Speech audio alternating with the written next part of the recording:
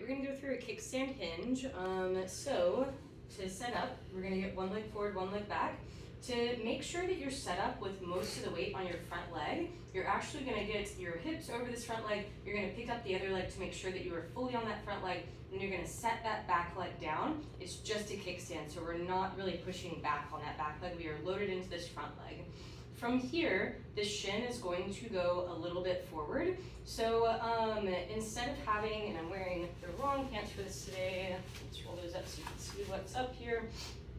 So shin is slightly forward. I like to tell people 80-85 degrees versus like a 90-degree shin angle here. And that shin's gonna stay in this same bent position through most of the movement here. So you're gonna almost imagine there's a telephone box around your shin, and your shin has to stay in that little tiny telephone box. You're also gonna make sure your weight is through the middle of your foot, your midfoot, so that's where the ball of your foot is. And from here, to help you, we're gonna use our hands here. The hand that is the same as the leg that's forward is gonna go on your butt. The other hand's gonna go into the crease of your hip here. And what's gonna happen is you're going to start to press your hips backwards. Again, shin is staying still. You should feel on this hand that your butt is getting nice and big and round into that hand, and that we're folding forward at this other hand. I'm keeping my spine nice and tall. I'm imagining there's a cliff right here, and I'm looking over the edge of that cliff. On my way back up, my hips are coming back forward. This hand, the hip is kind of closing down, the glute's kind of closing down, becoming smaller, and then we're standing nice and tall before we start again. So again, shin slightly forward. The big thing here is the shin stays still and the hip moves. We're looking for a big stretch and big length through the glute here. Spine staying nice and tall and coming back.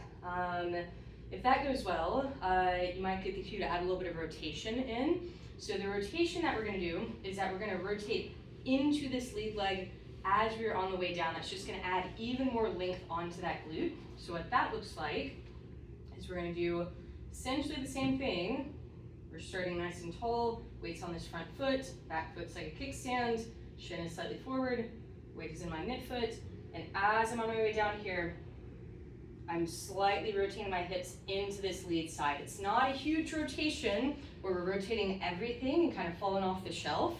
It's just a little bit, and I will show you from the front here so you can see. It might help to put your hands on your hips so you can feel that motion happening. The lead leg, this hand should sneak behind.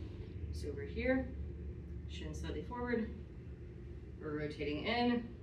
Glute feels big. Getting a big stretch through the glute, and I'm coming back out and rotating on the way back up.